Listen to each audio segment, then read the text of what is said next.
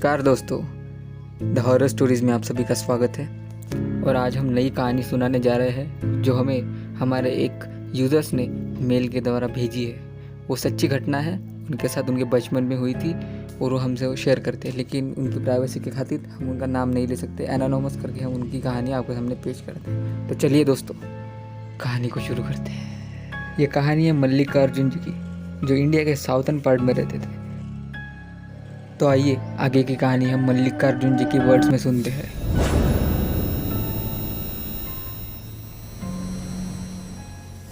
यह कहानी है 1980 के दशक की, जब मैं अभी एक छोटा स्कूली लड़का था। उन दिनों की कल्पना करें, कोई स्मार्टफोन नहीं, कोई वीडियो गेम नहीं, कोई इंटरनेट नहीं, यहाँ तक कि सीडी और डीवीडी का भी ज़माना नहीं था। यह एक ऐसा समय था जब मनोरंजन का मतलब सिनेमा था, खासकर अगर आप भारत के एक छोटे शहर में रहने वाले एक युवा लड़के थे। और मैं निश्चित रूप से दक्षिण भारत के पूर्वी तट के पास एक छोटे से धूल भरे शहर में रहता था। शहर बड़ा ही वीरान था। उस समय हम रेलवे लाइन के पास एक छोटे से किराए के घर में रहते थे। इस रेलवे लाइन के बारे में उल्लेखनीय बात यह थी कि यह शहर को लगभग 2 भागों में विभाजित करती थी। यह एक प्रमुख लाइन थी जो दक्षिण में मद्रास को उत्तर पूर्व में कलकत्ता से जोड़ती थी। तब उन्हें चेन्नई और कोलकाता नहीं कहा जाता था। पुराने शहर का अधिकांश हिस्सा रेलवे लाइन के पास के पश्चिम में रहता था, जबकि कुछ नए विकास पूर्वी तरफ विकसित हुए थे। उस ज़माने में आज जैसे मोबाइल, लैपटॉप, कंप्यूटर्स नहीं हुआ करते थे। बचपन में हम फिल्मों का बेसब्री से इंतज़ार करते थे, क्योंकि यही बहुत कम देखने को मिलती थी। मैं जो फिल्म देखना चाहता था वो एक पुरानी ब्लैक एंड वाइट फिल्म थी, और ये उस समय की बहुत लोकप्रिय फिल्म थी और इसे फिर से रिलीज़ किया जा रहा था, और इसलिए मैं बहुत उत्साहित था। मैंने अपने भाइयों से पूछा और दोस्तों से पूछा क्या साथ में चलेंगे, लेकिन सभी ने मना किया। लेकिन मुझे बहुत इच्छा थी। जल्द ही फिल्म विजय महल नाम के एक सिनेमा हॉल में रिलीज़ हुई, और विजय महल रेलवे लाइन की दूसरी तरफ पूर्वी तरफ था। उस समय शहर में केवल एक ही मशहूर थिएटर हुआ करता था। विजय महल थिएटर में दिन में बहुत ही भीड़ हुआ करती थी। यहाँ तक कि पास वाले गाँव के लोग भी विजय महल में दिन में थिएटर में मूवीज़ देखने के लिए आते थे। विजय महल रेलवे लाइन की दूसरी तरफ था, यानी पूर्वी तरफ था, जबकि हम पश्चिमी तरफ रहते थे। किसी कारण से मुझे अब याद नहीं है, मैंने देर रात का शो देखने का फैसला किया, जो आमतौर पर रात के 10 बजे शुरू होता था और सुबह लगभग 1 बजे तक चलता था। कुछ बड़बड़ाहट के बावजूद मुझे परिवार से अनुमति मिल गई और मैं मूवीज़ देखने के लिए निकल पड़ा। आखिरकार वह दिन आ ही गया, और जल्दी ही डिनर करने के बाद मैं उत्साह से भर गया। मैं मंत्रमुग्ध होकर बैठा रहा, लड़ाई झगड़ों, गानों और सभी सामान्य चीज़ों का भरपूर आनंद लेता रहा। मूवी मुझे बहुत पसंद आई। आखिर उस ज़माने की ब्लैक एंड वाइट फिल्म थी जो रिलीज़ होने वाली थी और मुझे बहुत ही पसंद थी। आखिरकार रात के 1 बजे के आसपास फिल्म खत्म हुई। देर रात का शो देखने आए कुछ लोग अलग अलग रास्तों से जहाँ जाना था वहाँ पहुँच गए। जहाँ तक मेरा सवाल है, मैं रोमांचित था, मैं बहुत खुश था। जैसे जैसे मैं वापस जा रहा था, मैं अपने काल्पनिक किशोर दिमाग में उन दृश्यों को फिर से जी रहा था। मुझे फिल्म याद आ रही थी, मुझे फिल्म के गाने और दृश्य याद आ रहे थे, और मैं आनंदित था।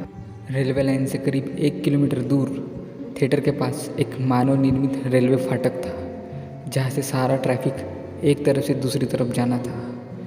लेकिन रात के 1 बज रहे थे और शहर गहरी नींद में था। सन्नाटा था, वीरान शहर था, एक भी लोग नहीं नजर आ रहे थे। रेलवे लाइन के फाटक से गुजरता हुआ रास्ता किनारों से गट्ठ झाड़ियों से भरा हुआ था।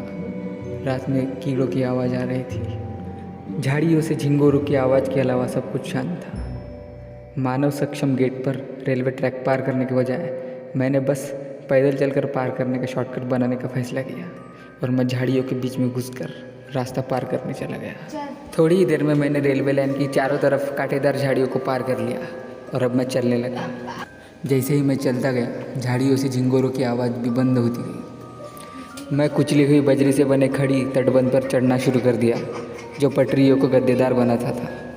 मेरे दाईं ओर दूर मैं रेलवे फाटक के चारों ओर लगी मंद पीली रोशनी देख सकता था। दूर और मुश्किल से दिखाई देने वाली मैं जहाँ था वहाँ से वापस आकर मैं बजरी पर चढ़ता हुआ तटबंध के सिर पर पहुँच गया। मैं वहाँ से चल रहा था। वहाँ काफ़ी घना अंधेरा था, लेकिन मैं डरा हुआ नहीं था। मैं आराम से अपनी कल्पनाओं में खोते हुए चले जा रहा था। वास्तव में मैं अपने आसपास के बारे में सचेत नहीं था। मैं एक लड़का था जो अपनी सेलुलाइट कल्पनाओं में खोया हुआ था। मैं अपनी मंद गतिविधियों में चलता जा रहा था। अब मैं पहली रेल की पटरी पार कर चुका था और नीचे की तरफ उतरना मैंने शुरू किया। कुछ फीट की दूरी पर दूसरी पटरी के साथ दूसरी चढ़ाई करनी थी। मैंने धीरे धीरे 2 तटबंधों के बीच की खाई में कदम रखा। मैं ठीक बीच में था। दूर एक पीली रोशनी दिखाई दे रही थी, वो भी मंद थी। चलते चलते मैं बहुत थक गया था, इसलिए मैंने वहाँ थोड़ी देर रुकने का फैसला किया था। वैसे ही किसी नरम चीज़ ने मेरे पैरों को छुआ, ऐसा मुझे एहसास हुआ। काफ़ी घना अंधेरा था, मैं कुछ देख नहीं पा रहा था।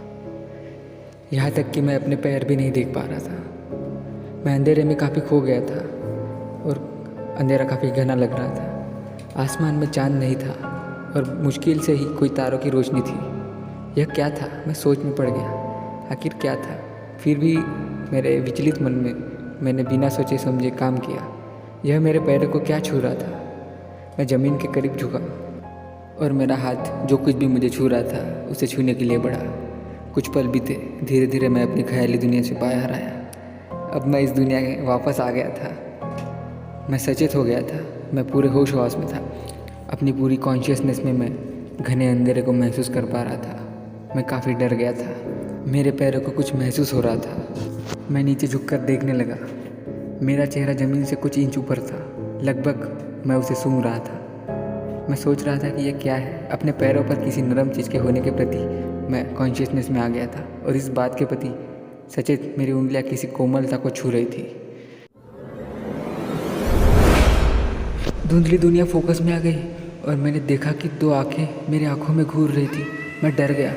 धुंधलेपन में उनकी सफ़ेदी मुश्किल से दिखाई दे रही थी। जैसे मैं उन्हें देख रहा था वैसे ही वे मेरी ओर देख रही थी, एक दूसरे से कुछ इंच की दूरी पर। और मैंने देखा कि मेरी उंगलियां क्या पकड़ रही थी। यह गले के बाल थे, मुलायम, ढीले, लंबे, बेजान और गीले। मैं किसी अनजान महिला के सिर को पकड़ा हुआ था। मैं काफ़ी डर गया था, मैं काफ़ी सहमा गया था। एक छोटा बच्चा उस सिचुएशन में क्या करता? मैं बस भागने की फिराक में था। तभी जोर से किसी के चिल्लाने की आवाज़ मुझे सुनाई दी। मैं काफ़ी डर गया। मैं तेज़ी से भागने लगा और कुछ देर तक जोर से भागने के बाद मैं किसी चीज़ से टकरा गया। काफ़ी घना अंधेरा था, मैं कुछ नहीं देख पा रहा था। जैसे मेरे हाथ इधर उधर बढ़े, चूड़ियों की खनन की आवाज़, मैं समझ गया। मैं नीचे पड़े उसी महिला के धड़ से टकरा गया था। अब मेरी जान में जान न थी। पसीने से लथपथ मैं गीला हो चुका था और वह आवाज़ मेरे कानों में गूंजा जा रहा था। मैं भगवान का नाम लेके दूर दिखाई दे रही पीली रोशनी की तरफ भाग रहा था। मुझे कुछ न समझ रहा था, मैं सिर्फ भाग रहा था। करीब 10 मिनट बाद पसीने से लथपथ मैं घर पहुंच चुका था। घर में सब सो चुके थे, मैं वैसा ही सो चुका था। मैं बार बार उस बात को भूलने की कोशिश कर रहा था, लेकिन वो बात मेरे दिमाग से जा न रही थी। सुबह के 8 बज गए थे और मैं काफ़ी थकान महसूस कर रहा था। दोपहर का समय था और शहर के प्रसिद्ध समाचार युवा नीति ने एक खबर छापी थी, जहाँ किसी महिला ने ट्रेन के सामने आकर खुदकुशी की थी। वो अज्ञात महिला, उसका कारण क्या था किसी को पता न था। मैं ये खबर सुनकर काफ़ी डर गया था। जिस महिला के धड़ से मैं कल रात टकरा गया था, वो वही महिला थी। इस बात से मेरे होश उड़ गए थे। मैं काफ़ी डर गया। उस दिन के बाद से मैंने रात में घूमना और रेलवे वाले फाटक से गुजरना बंद कर दिया। और इसी तरह मेरा रियल लाइफ हॉरर इंसिडेंस मैंने आपको सुनाया। Thank you.